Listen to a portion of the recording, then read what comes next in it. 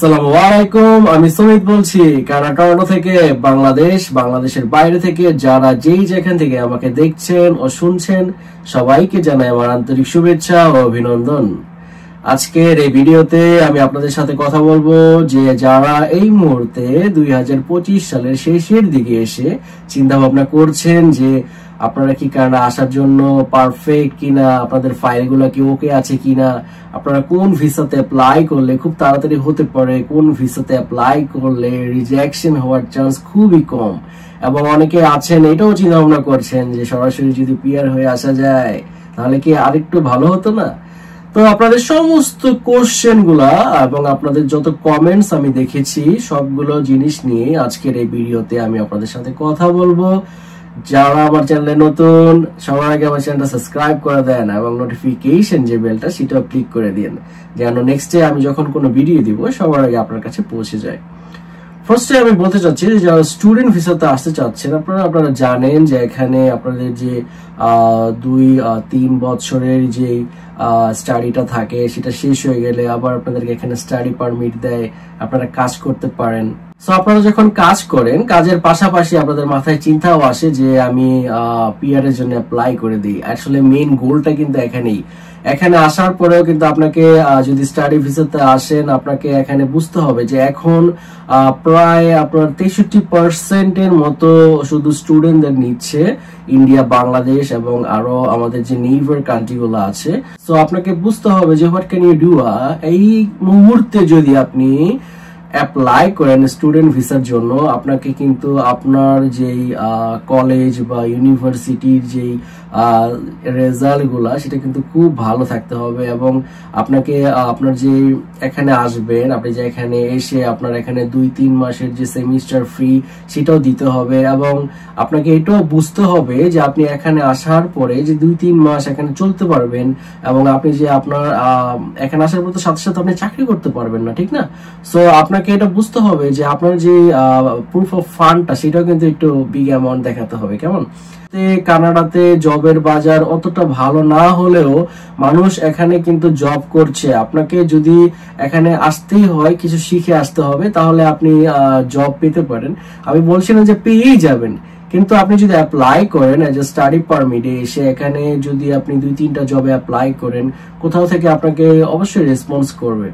So এরপরে আমি আসি যারা ভিজিটর ভিসাতে আসতে চাচ্ছেন। এই মুহূর্তে আমি গত ভিডিওতে বলেছি যে যারা এখানে অনেকের সন্তান থাকে, এখানে অনেকের রিলেটিভস আছে, এখানে অনেকের প্যারেন্টস আছে যারা কিনা এখানে অসুস্থ থাকে বা যারা কিনা অনেক দিন ধরে ফ্যামিলি সিকার, তারা তাদের রিলেটিভদের সাথে, তাদের ফ্যামিলি মেম্বার্সদের সাথে, তাদের প্যারেন্টসদের সাথে দেখা করতে চাচ্ছে। সো এই সমস্ত একটা বিষয় নিয়ে যদি আপনি একটা লেটার লিখতে পারেন এবং এখান থেকে কেউ যদি আপনাকে একটা ইনভিটেশন লেটার পাঠায় সো আপনি এখানে আসতে পারবেন। এবং এই মুহূর্তে আপনারা জানেন যে সামনে যে ডিসেম্বর আসছে, ডিসেম্বরে আপনার 31st নাইট, আপনার ক্রিসমাস, এখানে কিন্তু হিউজ পরিমাণে একদম অ্যারেঞ্জমেন্ট হয়, পার্টি হয়, একজন আরেকজনকে উইশ করে, এখানে বিভিন্ন রকমের প্রোগ্রাম হয়।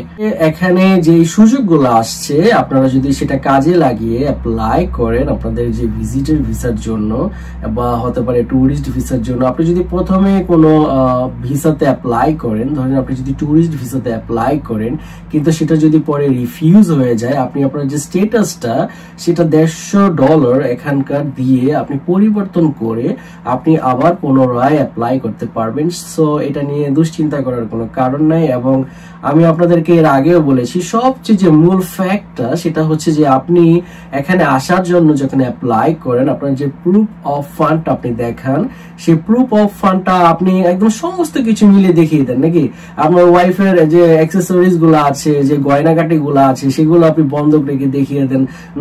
আপনার যে প্রুফ অফ ফান্ডটা এখানে দেখবে সেটা হচ্ছে যে আপনার source of income my friend. আপনি যে এখানে চাকরি করেন আপনার সমস্ত কিছু আমি আমার গত ভিডিওতে বলেছি, সবকিছু শর্টকাটে বলবো যেন আপনারা বুঝতে পারেন। সো আপনাদের ভিজিটর ভিসা, টুরিস্ট ভিসাতে যদি আপনারা এখন আসতে চান আপনাদের 3টা ওয়ে আছে, 3টা রিজন আছে। আপনি যদি 3টা রিজন দেখাতে পারেন আপনার যে এখানে আসার যে টাইসটা, আপনার এখানে যে ট্যুর করার যে টাইসটা সেটা যদি আপনাকে দেখাতে পারেন, এখানে আপনার যে আমি বললাম একটু আগে যে 3টা রিজন, যে 3টা আপনার এই ফেস্টিভ্যাল আছে এগুলো আপনি যদি এখানে দেখাতে পারেন, যেমন ধরেন আপনি এখানে হ্যালোইন একটা চলে গেছে, এখন বাকি আছে দুইটা, হ্যাঁ, Christmas and new year.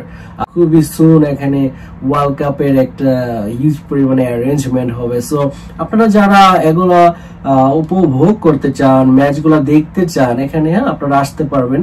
So আপনারা ওইভাবে যদি টিকিট কেটে ওই সমস্ত জিনিসগুলো অ্যারেঞ্জমেন্ট করে আপনাদের ফাইলের সাথে অ্যাটাচ করে আপনারা অ্যাপ্লাই করেন। আসি ওয়ার্ক পারমিট ভিসাতে। আপনারা জানেন যে এখন কানাডাতে যে জবগুলার উপর খুবই হাই ডিমান্ড মাই ফ্রেন্ড, সেটা হচ্ছে মেডিকেল সেক্টর এন্ড হচ্ছে আপনার welder, carpenter, plumber and agricultural visa. এখানে মেডিকেল সেক্টরে হিউজ পরিমাণে লোক বাইরের দেশ থেকে আপনারা আসছে। এখানে যে ব্লাড এক্সাম হয়, এক্সাম মিনস এখানে আমরা বাংলাদেশে বলি টেস্ট, এখানে বলে এক্সাম। এই ব্লাড এক্সামের যে আপনার রিপোর্ট গুলা শুধু কম্পিউটার থেকে বের করে দেয়।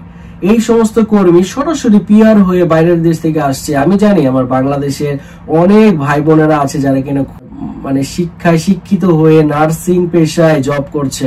সো আপনারা যারা এই সমস্ত নার্সিং পেশায় আছেন, ছেলে মেয়ে বা ফার্মাসিস্ট, অ্যাসিস্ট্যান্ট হতে পারে, হ্যাঁ, বা আপনার যে কোনো, আপনি একজন ভালো ডক্টর হতে পারেন, আপনি কিন্তু কিছু টাকা খরচ করে আপনি এখানে সরাসরি পিআর হয়ে আসতে পারবেন।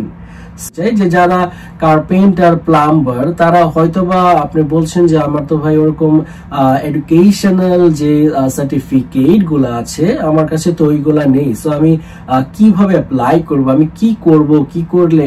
আপনি দেখেন কিছুদিন সময় নেন। আমি বাংলাদেশে দেখেছি যে উন্মুক্ত বিশ্ববিদ্যালয়গুলো আছে, সেখানে যদি আপনি বা প্রাইভেট সেক্টরে যে শিক্ষা প্রতিষ্ঠানগুলো আছে যারা কিনা অনেকদিন আগেই চাকরি বাকরি করার জন্য পড়াশোনা করতে পারেননি বা যে কোনো কারণে, সো আপনারা নতুন করে ভর্তি হন, আপনারা অ্যাটলিস্ট ইন্টার পাস করেন, যেটা কিনা আপনার এই দেশের আপনার সেকেন্ডারি স্কুলের সার্টিফিকেটের সমান। মানে আপনি যদি এখানে ইসিএটা করতে চান আপনার ওয়ার্ক পারমিটের জন্য, আপনাকে অবশ্যই কিন্তু আপনার যে এইচএসসি বাংলাদেশের সেটা কিন্তু থাকতে হবে।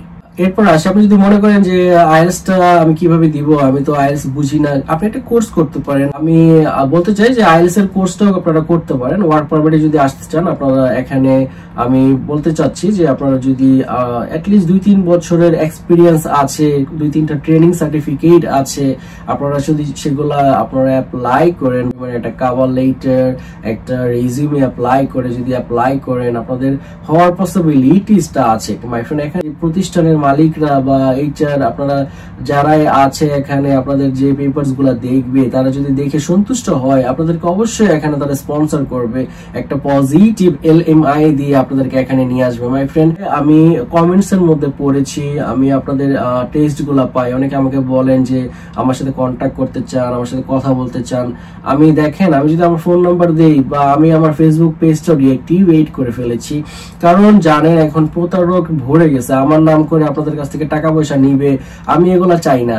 আর দেখেন এখানে এটা ইউরোপ বা আপনার মিডল ইস্টের কোনো কান্ট্রি না, কানাডা আর আমেরিকা, এটাও কিন্তু নর্থ আমেরিকা মাই ফ্রেন্ড। আপনাকে বুঝতে হবে যে এইগুলার যে ভিসা, এগুলা কিন্তু কেউ গ্যারান্টি দিতে পারে না। সো আমি এখন আপনাকে বলবো যে আমি আপনাকে এখানে নিয়ে আসবো, আপনার কাগজপত্র সমস্ত কিছু আমি দেখলাম, কিন্তু পরে হলো না। আপনি মানুষের কাছে গিয়ে বলবেন যে সুমিত ভাই একটা ফ্রড, সুমিত ভাই এইটা ওইটা।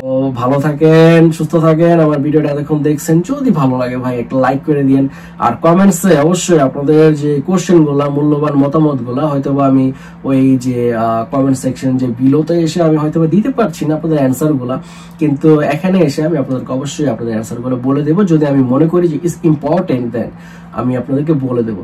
So tata, bye bye, thank you, thanks for watching my video. দেখা হবে পরের ভিডিওতে।